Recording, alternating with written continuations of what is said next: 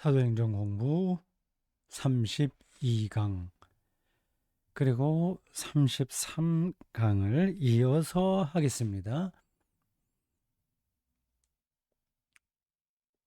강의 안에 요 두 대목이 나누어서 나와 있습니다.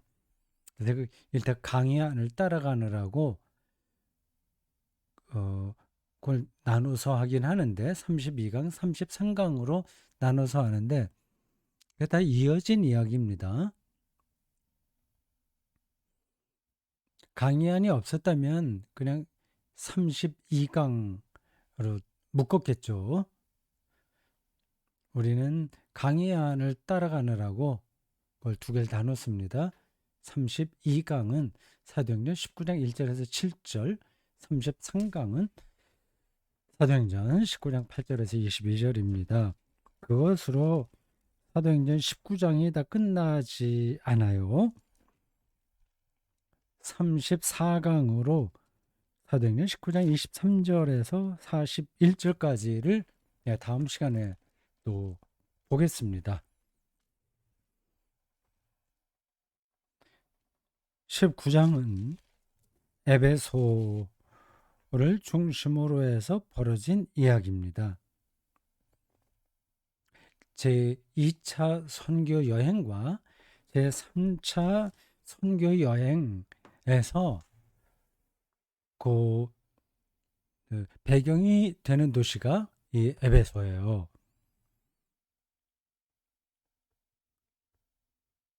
2차 선교여행 마지막 단락인 18장 18절에 보면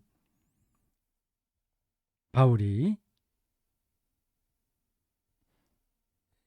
브리스길라와 아굴라를 동행해서 에베소에 갑니다. 지도를 한번 보십시오. 제가 커서로 여러분들에게 그거를 확인해 드릴 수는 없는데 눈으로 여러분들이 보셔도 따라올 수 있죠. 고린도에서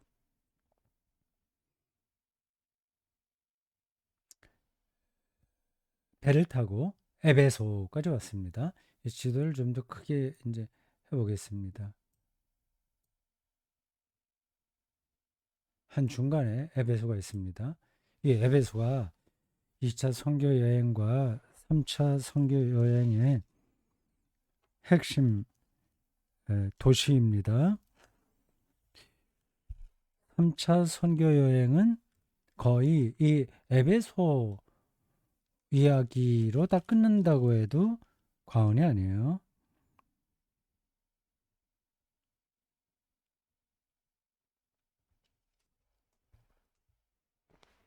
3차는 까만 점선으로 되어 있습니다. 에베소 가운데 보이죠? 2차 선교여행 마지막 대목에서 고린도로부터 에베소까지 배를 타고 왔습니다. 하늘색 점선입니다. 에게해와 지중해 그 사이입니다. 그리스와 지금의 터키 그 사이의 바다입니다. 에베소에서 배를 타고 쭉 먼 길을 돌아서 상당한 여정이었어요. 가이사랴에 들렸다가 가이사랴에서 예루살렘까지 올라가서 여러분들 지도 오른쪽 아랫부분입니다. 사해가 보이죠. 교회 소식을 물은 다음에 안디옥으로 다시 돌아갔죠. 거기서 이제 3차 여행을 시작하는데 갈라디아 그리고 부르기아도 그 근처겠죠. 여기 지도에는 나오지 않습니다. 부르기아 나오네요. 그 넓은 지역 갈라디아와 부르기아 전체 지역을 다니면서 그 18장 23절에 나와요. 19장에 넘어와서 바울이 에베소로 옵니다. 에베소예요. 2차와 3차 전도 여행 혹은 선교 여행의 2차에서는 마지막 부분, 3차에서는 처음 부분, 그리고 뭐 3차의 대부분 이야기가 이 에베소를 중심으로 한 거예요. 다른 지역은 뭐 조금 간략하게 처리됩니다.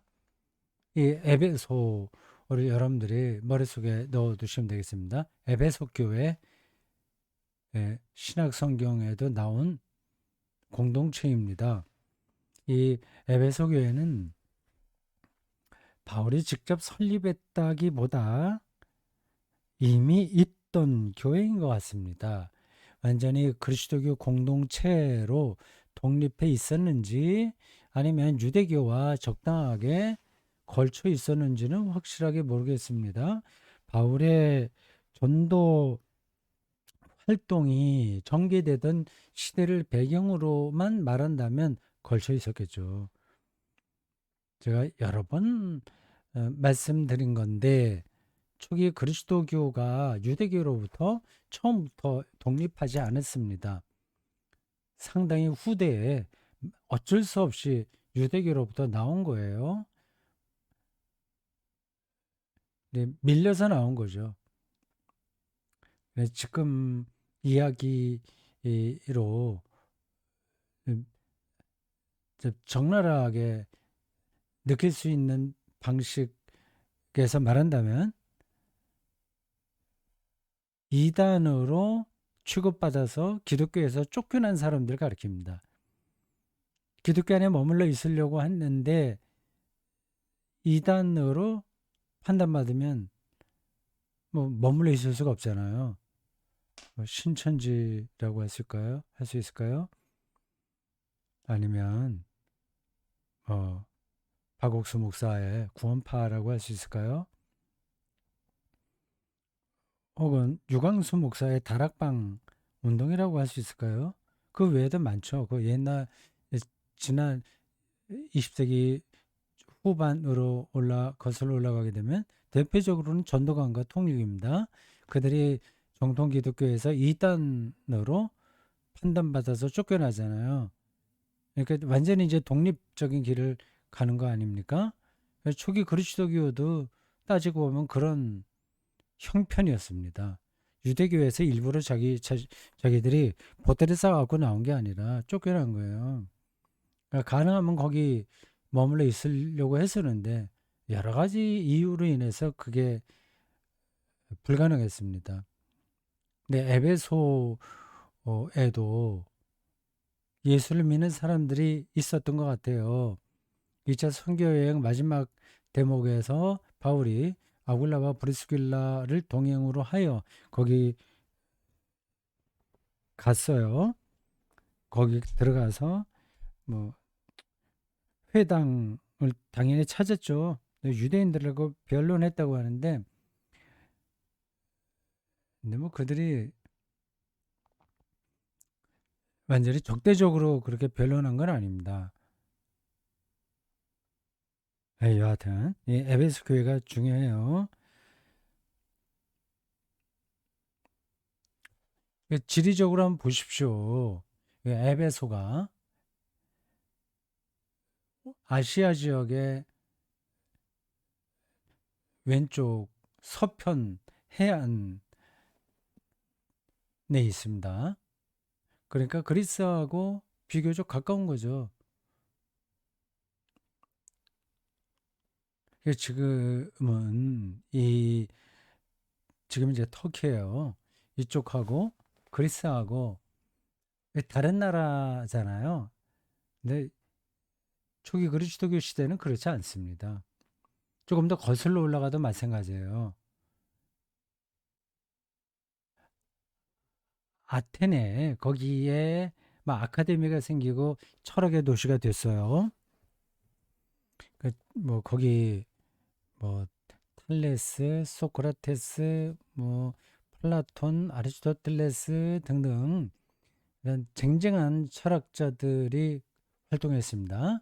근데 그 원조는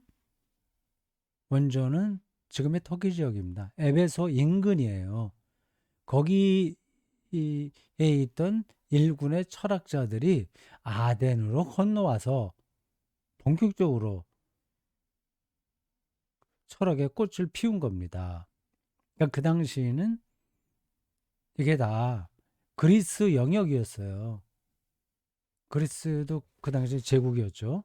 로마가 득세하면서 힘이 줄었습니다만 그리스가 에게해를 중심으로 해서 서쪽, 동쪽 여기를 다 지배했습니다.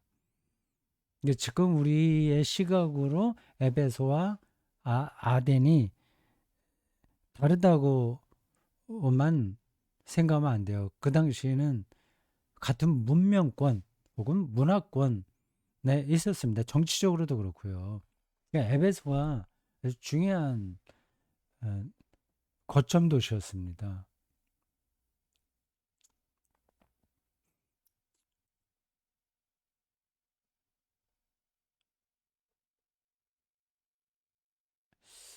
자, 요 에베소 잘 기억해 두십시오.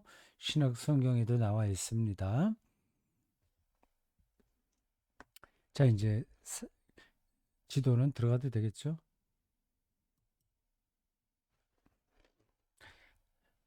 19장 1절에서 7절입니다. 빨리 읽어보겠습니다. 아볼로가 고린도에 있을 때에 바울이 윗지방으로 다녀 에베소에 와서 어떤 제자들을 만나 이르되 너희가 믿을 때에 성령을 받았느냐 이르되 아니라 우리는 성령이 계심도 듣지 못하였노라. 바울이 이르되 그러면 너희가 무슨 세례를 받았느냐 대답하되 요한의 세례니라. 여기 이상하죠. 이런 장면이요. 당연히 그리스도교 공동체라고 한다면 예수 세례를 받아야 되는데 요한의 세례를 받았다고 하네요. 4절 바울이 이르되 요한이 회개의 세례를 베풀며 백성에게 말하되 내 뒤에 오시는 이를 믿으라 하였으니 이는 곧 예수라 하거늘 그들이 듣고 주 예수의 이름으로 세례를 받으니 오늘 세례를 2번이나 받았다는 얘기는 바울이 그들에게 안수하며 성령이 그들에게 임하심으로 방언도 하고 예언도 하니 모두 12사람쯤 되니라. 7절까지입니다. 12사람으로 이렇게 정확하게 숫자까지 나오네요. 이게 12지파, 12제자 이걸 암시하는 걸까요? 옛날 글에는 그런 숫자가 어떤 걸 암시하는 경우가 많이 있습니다. 신약 성경 복음서에도 뭐 그런 음, 것들이 나와요. 12사람은 뭐 그 자체로 큰 의미가 있는 건 아닙니다. 바울이 3차 선교 여행에서 이제 에베소에 다시 들어왔습니다.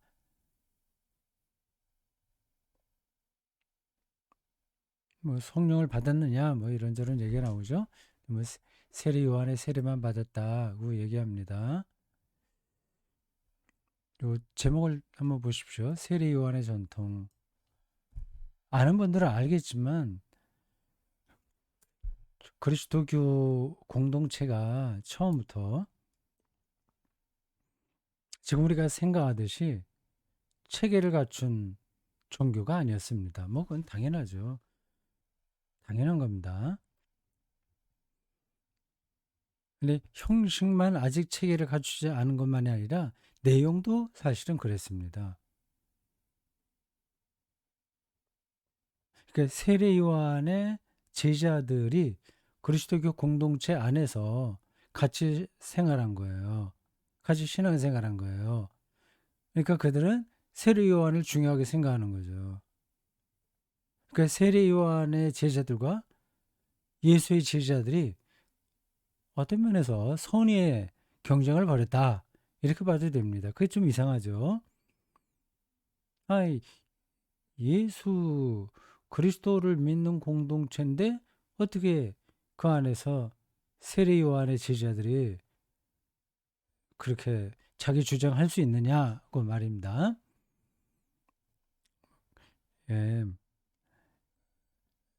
그리스도교 공동체가 어느 때를 기점으로 해서 갑자기 생긴 게 아닙니다. 그래서 천천히 예, 여러 가지 영향도 받고 두루두루 여러 가지 말입니다. 그런 과정을 거쳐서 상당히 후대에 지금과 같은 정체성을 확보하게 된 거예요. 그 기점을 기원후 70년으로 보면 됩니다. 70년. 상당히 후대죠. 그때 예루살렘이 함락되고 유대교가 이제 성전 중심에서 율법 중심으로 탈바꿈하면서 그 언저리에 있었던 그리스도교가 이제 나오게 된 겁니다. 거기서 이제 여러 색깔들이 다 정리되고 예수 그리스도를 중심으로 한 공동체로 자리를 잡게 된 거죠. 거기에 상당한 세력을 형성하고 있었던 이들이 세례 요한의 제자들입니다. 그래서 세례 요한의 세례가 그 당시 여기저기서 많이 행해진 것 같아요. 만약에 세례 요한의 제자들이 그리스도교 안에서 별로 세력이 없었다면, 그러면 교회가 이 세례를 중요한 의식으로 삼지 않았을 수도 있습니다.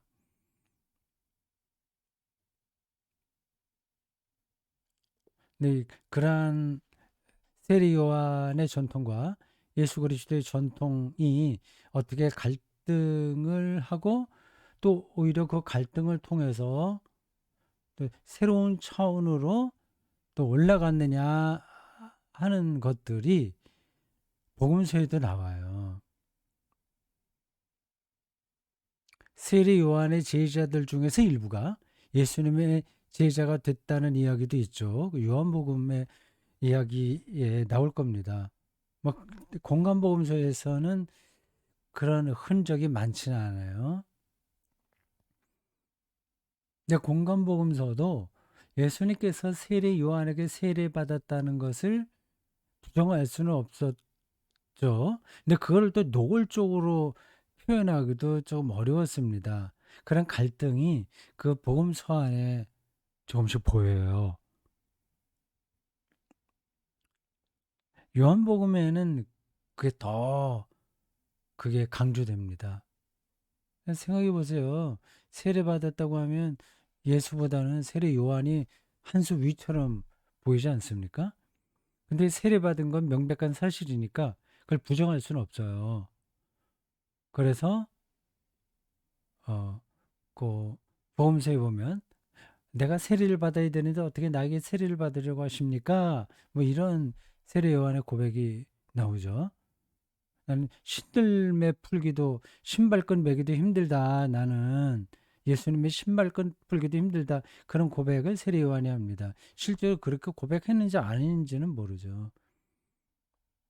근데 전체적인 역사 과정을 통해서 볼 때 그렇게 고백했다고 해서 틀린 건 아니죠. 그 예수님과 세례 요한의 관계는 아주 미묘합니다. 네, 그것을 사실에 입각해서 복음서 기자들이 진술하지는 못하는 거죠. 그 세례받았다고 하는 것은 분명한데, 그러나 적으로 볼 때는 훨씬 예수님이 높다. 그걸 이제 얘기하려고 하는 겁니다.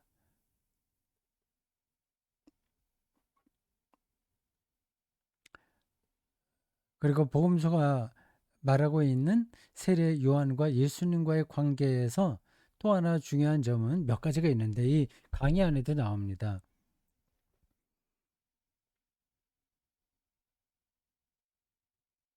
예수님이 세례 요한의 투옥과 더불어서 하나님 나라 운동을 시작한 거예요. 네, 이걸 조금 역사적인 관점으로 본다면 예수님은 세례 요한에게 어떤 그 영적인 영향을 많이 받았을 거라고 추정이 됩니다. 그건 뭐 이상한 거 아니에요. 친족간이라는 표현도 나오죠. 그래도 좋고 아니도 좋은데 세례 요한이 먼저 나서서 하나님 나라를 선포했습니다. 똑같은 거예요. 하나님 나라는 바실레아 두데우. 예수님도 하나님 나라를 선포했습니다. 그 메시지가 똑같다고 한다면 먼저 나온 사람이 더 뭐예요? 그 뭐 상품에도 뭐죠? 그 특허권이라고 하나? 먼저 있는 거죠. 하나님 나라를 세례 요한이 먼저 선포한 겁니다. 예수님의 독창적인 건 아니에요. 그의 뒤를 이어서 예수님이 하나님 나라를 선포했죠. 근데 그 내용으로 들어가면 좀 차이가 있습니다. 세례 요한은 하나님 나라가 이제 올 테니 준비해라. 근데 회개해라. 좀 변해서 살아라. 준비를 하라는 거라고 한다면 예수님의 메시지는 준비하는 게 아니라 하나님 나라 안으로 들어가는 겁니다. 제가 언젠가 설교할 때 그걸 이렇게 비유적으로 설명한 것 같아요. 세례 요한의 하나님 나라 선포는 태풍이 곧 오니까 준비해라 고 하는 거예요.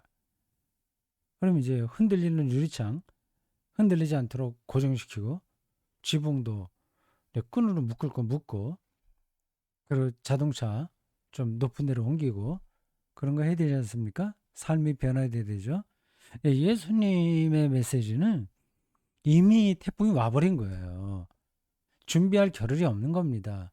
그냥 태풍을 제가 직면하는 게 최선인 거예요. 근데 그 태풍이 우리를 파괴하는 힘이 아니라 우리를 살리는 힘이니까 안심하고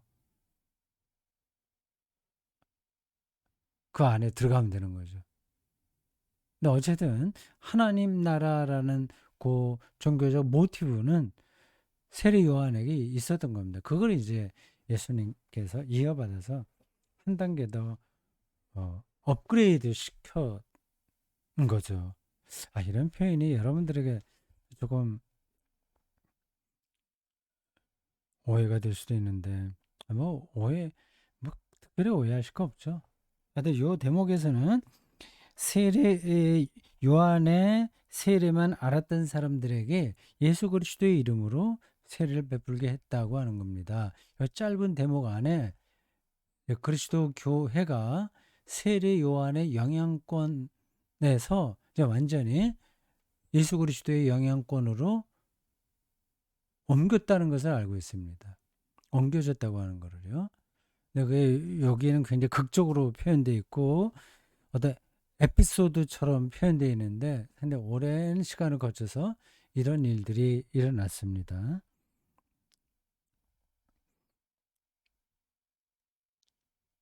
19장 1절에 보면 아볼로가 고린도에 있을 때에 바울이 윗지방으로 다녀 에베소에 와서 어떤 제자들을 만나 이렇게 표현되어 있어요. 이 아볼로는 여기서 이름만 나오고 어떤 활동은 없습니다.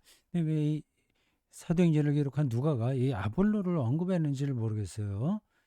세례 요한의 세례만 알고 있던 에베소의 그리스도인들이 이 아볼로의 가르침을 받아서 이렇다는 것을 말하는 것으로 보여요. 18장 24절에서 28절에 보면 아볼로 이야기가 나옵니다. 그는 세례 요한의 세례만 알고 있었어요. 그걸 이제 19장에서 암시하는 거죠. 근데 그 18장 24절 이하에서도 보면 아볼로가 이제 좀 생각을 바꿨잖아요. 브리스길라와 아굴라에게서 조금 더 세례 요한의 세례가 아니라 예수 그리스도의 세례라고 하는 사실을 배운 것 같은데 19장에서는 뭐 그게 별로 어, 관계없이 이야기가 진행됩니다. 자, 그래 됐어요. 세례 요한의 세례. 요 강의 안에 있는 내용을 제가 그냥 말로 설명한 겁니다. 12명의 신자들 만났고요. 복음서에는 세례 요한을 굉장히 중요한 인물로 다루고 있어요.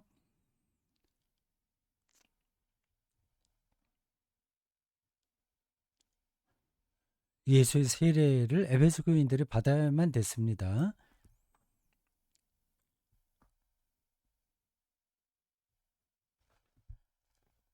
6절에 보면 이렇습니다. 바울이 그들에게 안수하며 성령이 그들에게 임하심으로 방언도 하고 예언도 했다. 그 세례, 성령, 방언 이게 연결돼요.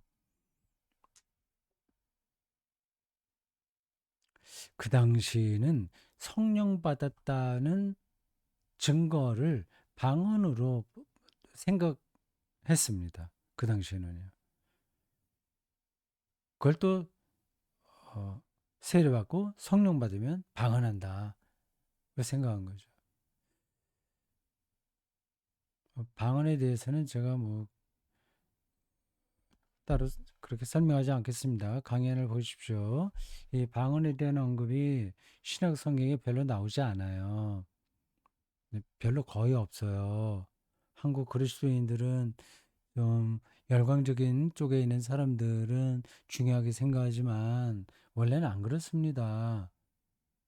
그 순복음교회에서는 방언을 지금은 좀 덜하겠지만 제가 신학대학 다니거나 전도사 뭐 젊은 목사 생활을 할 때만 하더라도 그러니까 20세기 말만까지만 하더라도 거의 그거는 그들의 어, 뭐라 그러죠? 독점? 성령 받은 유일한 증거처럼 그들이 주장했습니다. 그러니까 통성 기도할 때 다 방언하고요. 그런 게 즉자적으로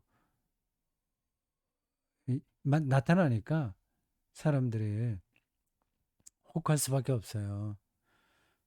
근데 신약 성경에는 그 방언이 별로 나오지 않아요. 사도행전은 몇 번 나오고 고린도서에 나오죠. 그 은사 이야기할 때 많이 좀 나오는데 근데 고린도서에서는 이 방언을 조심해라. 그런 쪽으로 나오고 좀 부정적으로 나와요. 부정이라기보다도 굉장히 소극적으로 다루고 있습니다. 근데 사도행전은 적극적으로 다루고 있어요. 그러니까 이 누가가 바울의 신학을 정확하게는 몰랐던 것 같습니다.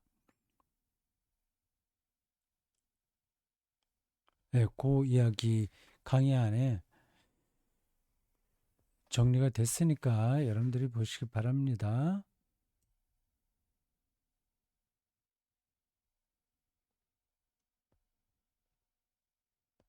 자, 이제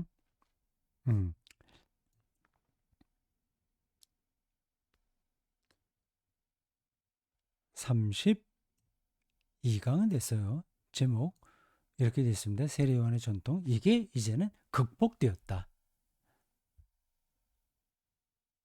그러니까 유대교의 율법주의가 극복되고 다시 이제 교회 공동체 안에 있었던 세례 요한의 전통이 극복돼요.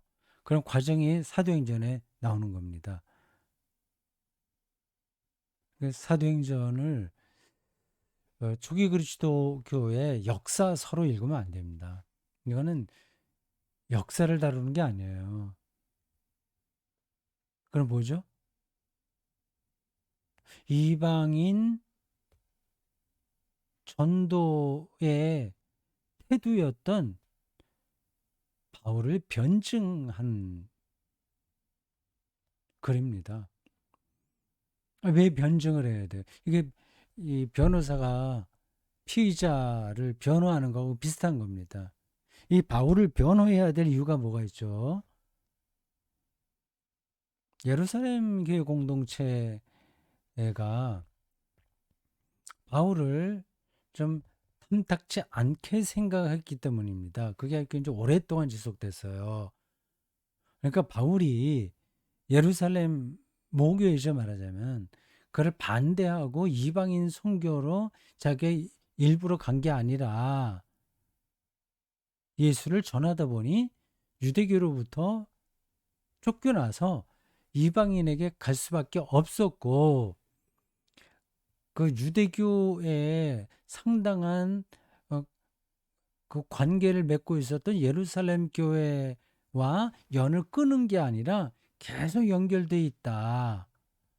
그 사실을 얘기하려고 하는 겁니다. 바울을 변호하는 거예요. 지금 누가가 이 사도행전을 기록할 때는 뭐 누가복음하고 사도행전을 같이 썼는데, 했을 때에는 바울은 물론 죽고 없을 때입니다. 바울은 60년대에 죽었어요. 이 글은 한 80년대니까 최소한 한 세대 정도 지난 다음이에요. 그리고 그때까지도 예루살렘에 있는 그리스도교 공동체와의 관계가 그렇게 깔끔하지 않았다는 뜻이겠죠. 그 당시까지, 그 80년, 그때에 예루살렘 교회 공동체가 어느 정도 세력을 형성하고 있었는지는 모르겠습니다. 거긴 점점 위축됐거든요. 네, 정확하게 제가 지금 말씀드리긴 힘들어요. 굉장히 복잡한 그 그리스도교의 갈래들이 얽혀 있습니다. 고린도 교회만 하더라도 여러 파들이 서로 경쟁하고 있지 않았습니까? 아볼로파다, 뭐 게바파다, 베드로파다, 바울파다, 심지어는 뭐 그리스도파다, 이런 얘기까지예요. 이런 말까지 나와요. 그러니까 누구에게 세례를 받았느냐에 따라서 그런 파당이 형성된 것 같습니다. 사람은 어디 가든지 그 좀 유유상종이라고, 좀 코드가 비슷한 사람끼리 통할 수도 있고, 또 고양이 같은 사람들 뭔가 통하고, 뭐 동창들 뭐 통하고, 그런 거 있지 않습니까? 이렇게 비슷한 현상들이 교회 안에서도 일어날 수밖에 없어요. 근데 그걸 이제 어떻게 그리스도 안에서 하나로 묶어내느냐 하는 게 중요하겠죠.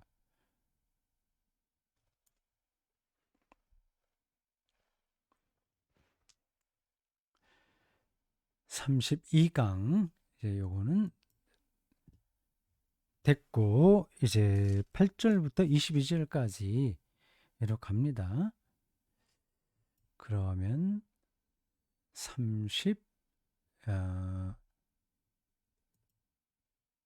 33강으로 가야 되겠죠? 33강. 잠깐만 보겠습니다. 33강. 예.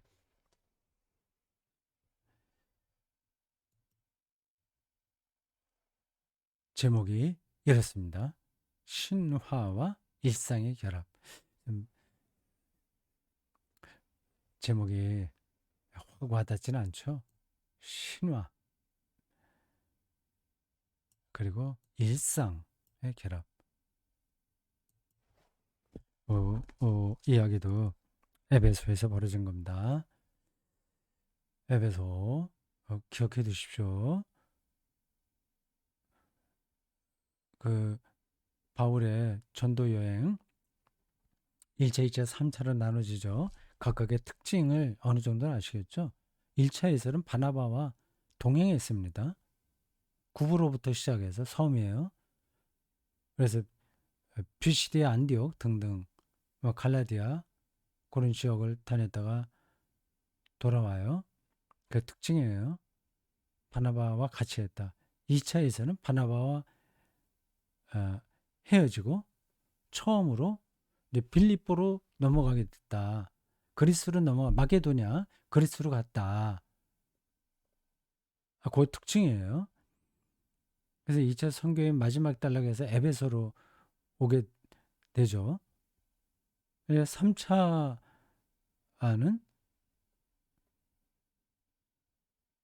이제 에베소에서 큰 소동을 겪게 됩니다. 그리고 세리와 안에 그 세리를 극복하게 되죠. 그리고 3차 선교 여행 마지막 단락에서는 예루살렘에 올라가서 체포당합니다. 그렇게까지 1차, 2차, 3차 선교 여행이 끝나고 그 다음부터는 피의자로서 로마까지 호송당하는 이야기입니다. 참 극적으로 묘사되어 있어요. 자, 1차, 2차, 3차 특징들 여러분들 뭐 기억하기는 힘들겠죠. 저도 이렇게 한 번씩 확인하지 않으면 어떤 게 먼저 있었지 그런 게 왔다 갔다 할 때가 있습니다. 이런 공부 시간에 그걸 정확하게 그걸 정리하는데 기회 되는 대로 해두면 좋습니다.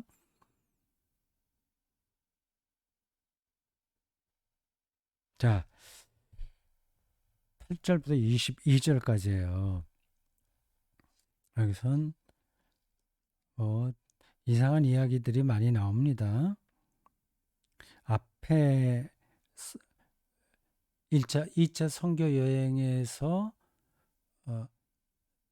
보기 힘들었던 있긴 있었죠. 뭐 전번에 여자아이 뭐 고친다거나 제정신 차리게 한다거나 그런 일들이 있었는데 요 에베소에서는 더 소란스럽게 일이 진행돼요. 그래서 이제 다음에 보게 될 34강에서는 뭐 정말 도시 전체가 데모 군중으로 흉거릴 정도로 큰 사건이 벌어집니다. 8절에서 20절, 22절까지 일단 빨리 제가 읽어보겠습니다. 바울이 회당에 들어가 늘 회당에 들어가죠. 회당이 없었던 곳을 기억하시죠? 처음으로 마게도니아 지역으로 가서 들렸던 빌립보예요. 그래서 해변가로 갔다가 루디아라고 하는 자주색 무역 여성 기업가를 만나죠. 근데 다른 지역에는 거의 다 회당이 있었습니다. 이 빌립보에 회당이 없었다는 얘기를 믿기가 좀 힘들긴 합니다. 바울이 미처 못 찾았는지 어땠는지 모르겠어요. 회당에 들어가 석 달 동안 담대히 하나님 나라에 관하여 강론하며 권면하되 어떤 사람들은 마음이 굳어 순종하지 않고 무리 앞에서 이 도를 비방하거늘 도라고 표현됐네요. 도 헬라어로 호도스입니다. 길이죠, 길. 여기는 왜 호도스를 길이라고 안 하고 도라고 했을까? 요한복음에는 나는 길이요 진리요 생명이요 이렇게 돼 있잖아요. 근데 거기서는 우리말로 하더니 여기는 한자로 바꿨네요. 도를 아십니까? 하면서 전도하는 사람들도 있죠. 예, 이 도를 비방하는 그건을 바울이 그들을 떠나 제자들을 따로 세우고 두란노 서원에서 날마다 강론하니라. 예, 회당에 들어가서는 실패했습니다. 그 이제 공연이 그 왈가왈부 네가 옳다 내가 옳다 옥신각신 그런 일들만 일어나고 비난받고 그래서 나와서 두란노 손으로 갔다고 그래요. 이게 사람 이름인지 아니면 어느 강당 이 강의실 같은 데죠. 세미나실 같은 데든지 거기서 이제 좀 본격적으로 강론합니다. 10절. 두 해 동안 이같이 하니 아시아에 사는 자는 유대인이나 헬라인이나 다 주의 말씀을 듣더라. 하나님이 바울의 손으로 놀라운 능력을 행하시니 심지어 사람들이 바울의 몸에서 손수건이나 앞치마를 가지다가 병든 사람에게 얹으면 그 병이 떠나고 악귀도 나가더라. 좀 심하죠. 이에 돌아다니며 마술하는 어떤 유대인들이 시험 삼아 악귀 들린 자에게 주 예수의 이름을 불러 말하되 내가 바울이 전파하는 예수를 의지하여 너희에게 명하노라 하더라. 유대의 한 제사장 스게와의 7 아들도 이 일을 행하더니, 제사장의 아들이 이런 걸 행한다는 거는 좀 뜻밖이에요. 악귀가 대답하여 이르되, 좀 이상하죠. 악귀가 대답하면 꼭 앞에서 있는 것처럼 느껴지잖아요. 내가 예수도 알고 바울도 알거늘 너희는 누구냐 하며 악귀 들린 사람이 그들에게 뛰어올라, 사람이 눌러 이기니 그들이 상하여 벗은 몸으로 그 집에서 도망하는지라. 에베소에 사는 유대인과 헬라인들이 다 이 일을 알고 두려워하며 주 예수의 이름을 높이고 믿은 사람들이 많이 와서 자복하여 행한 일을 알리며, 또 마술을 행하던 많은 사람이 그 책을 모아가지고 와서 모든 사람 앞에서 불사르니, 분석행위 비슷한 거네요. 그 책값을 계산한즉 은 5만이나 되더라. 이와 같이 주의 말씀이 힘이 있어 흥왕하여 세력을 얻으니라. 핵심 요겁니다. 요거 말씀이 점점 확대된다는 것을 말하기 위해서 극적인 에피소드들을 끌어들였습니다. 이 일이 있은 후에 바울이 마게도냐와 아가야를 거쳐 예루살렘에 가기로 작정하여 이르되 내가 거기 갔다가 후에 로마도 보아야 하리라 하고, 이런 꿈들은 바울에게 여러 번 있었습니다. 그의 서신에도 나와요. 자기를 돕는 사람 중에 디모데와 에라스도 2 사람을 마게도냐로 보내고, 2차 선교 여행 할 때 이제 소아시아에서 배를 타고 건너간 지역이 마게도냐예요. 어떤 환상 중에 마게도냐 사람이 와서 우리를 도우라 하는 걸 보죠. 비슷한 장면이네요. 마게도냐를 보내고 자기는 아시아에 얼마 동안 더 있더라. 마게도냐, 그리스 북부 지역입니다. 이 아시아는 지금의 터키 요 지역이에요. 갈라디아로 이렇게 표현되고, 또 부르기아로 그 지역이 불려집니다. 자, 여기까지예요. 이 23절부터는 이제 어떤 소동이 일어났는가 하는 이야기인데, 그건 다음 강의에서 보겠습니다. 굉장히 이걸 믿어 말어 그럴 만한 내용이에요. 2년 동안 이제 회당에서는 3달 있었어요. 물론 효과를 얻지 못했습니다. 결실이 없었어요. 이제 두란노 소원 일정한 그 장소를 얻어서 이제 개척교회 비슷한 겁니다. 상가를 빌리는 거죠. 거기서 2년 동안 말씀을 전했다고 하네요. 예수 그리스도를 전한 거죠. 그래서 사람들이 많이 그 복음을 받아들인 것 같습니다. 여기까지는 뭐 좋았어요. 이걸로 끝나도 되는데 이상한 이야기가 많이 나와요. 바울이 걸쳤던 뭐 앞치마나 손수건 이건 가져다가 병든 사람에게 얹으면 병이 떠나고 악기도 나갔다 이렇게 얘기하네요. 이거 흉내내면 안 됩니다. 이게 옳다 그르다를 지금 여기서 평가하려고 하는 게 아니에요. 예수에게서도 이런 비슷한 일들이 있었죠.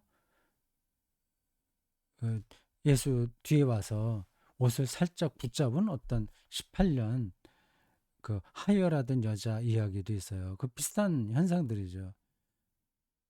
사람에게는 그 정말 그 어려운 상태에 들어가면 뭐 뭔가를 어쨌건 무조건 매달리려고 합니다. 인간의 그건 종교심이라고 할 수 있을까?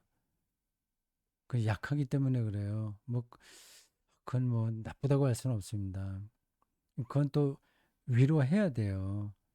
그런 사람들에게 또 힘이 돼줘야 되는 겁니다. 교회와 교회 지도자들은요. 근데 그걸 이용하면 안 됩니다. 근데 사이비 이단들은 그걸 이용하죠. 따라 카리스마가 넘치는 바울의 경우에 손수건이나 앞치마를 가져가서 병든 사람에게 주니까 이렇게 낫더라 그러지 않냐. 그걸 이제 강조하다 보면 그 추종 세력들이 그 교주에 뭐 손수건 가져간다거나 그가 세수한 물을 가져간다거나 그런 식으로 뭔가를 기대하게 됩니다. 기대하게 돼요. 그럼 그걸 취한 사람이 어쩌다가 병이 나을 수 있거든요. 피부병이 날 수도 있고 그 그 뭐 그 약 효과가 있지 않습니까? 그냥 소화제만 줬는데 무슨 두통이 없어졌다거나 그런 효과처럼 사람의 심리 작용으로 어떤 어, 약효라기보다도 참 일시적으로 그 병이 치료된 것 같은 느낌이 들 수 있겠죠. 두통 같은 거는 아마 실제로 그런 영향을 받을 겁니다. 정말 자기가 존경하는 사람이 있다면 그 사람이 쓰던 뭐 볼펜이나 뭐 그런 걸 자기가 가지면 그 힘이 전달된다는 느낌으로 아, 늘 같이 있어. 뭐 사랑하는 사람도 그렇잖아요. 그 사람 사진을 가족 사진도 그러고 늘 품에 안고 다니면 날 지켜준다 생각하잖아요. 마음이 편안해지면 두통도 없어지는 거죠. 이런 정도의 효과예요. 만약에 이게 정말 중요한 거였다고 한다면 그래 이런 일들이 일어났으니까 너희들도 그렇게 해야 된다 그래 말을 했겠죠. 전혀 그런 거 없습니다. 근데 여기서 한술 더 떠서 뭐 마술사들이 와서 또 예수의 이름으로 어쩌고 저쩌고 뭐 그런 게 있는데 근데 그들이 하는 마술은 통하지가 않았죠. 근데 이건 뭐 그렇게 별로 여러분들이 진지하게 듣지 않아도 됩니다.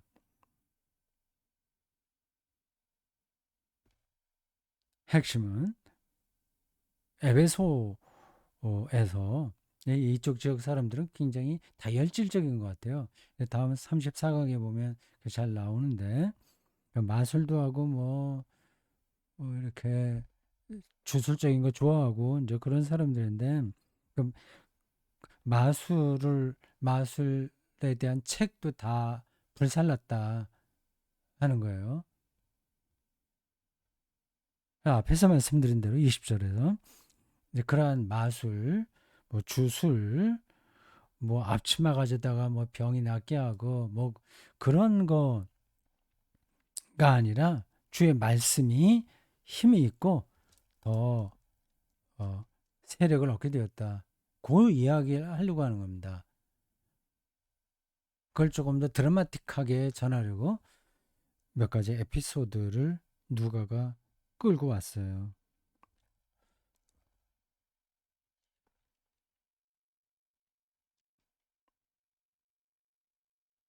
자, 이건 이제 여기까지 다 됐죠? 내용은 제가 충분히 말씀드렸습니다. 이 강연 보십시오. 기독교 공동체 설립. 이 에베소에서 어, 그리스도 교회가 상당한 그 세력을 얻게 된 거예요. 그 거기에 이제 복음이 이미 전파돼 있었겠지만 바울에 의해서 더 토대가 강해졌습니다. 이 두란노 강당 이야기가 나와요. 바울을 통한 기적이 여기 몇 개 나와요. 질병 치유, 죽기 이야기, 마술책 이런 얘기예요. 뭐 제가 다 설명한 겁니다. 조금 더 자세하게 알고 싶으시면 강의 기록을 읽으시면 되겠습니다. 음, 여기도 말씀드렸죠. 주의 말씀이 힘이 있어 흥왕하여 세를 얻으니라. 이걸 전하고 싶은 거예요. 그리고 바울의 여행 계획이 그 21절과 22절에 나와요. 예.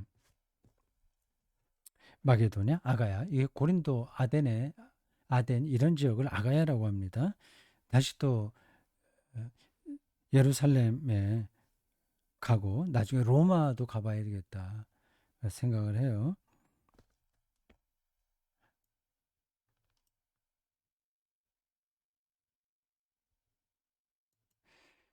자, 그런 것에 대한 음, 음, 여러 가지 생각할 거리를 이 강의 안에 좀 정리를 했습니다.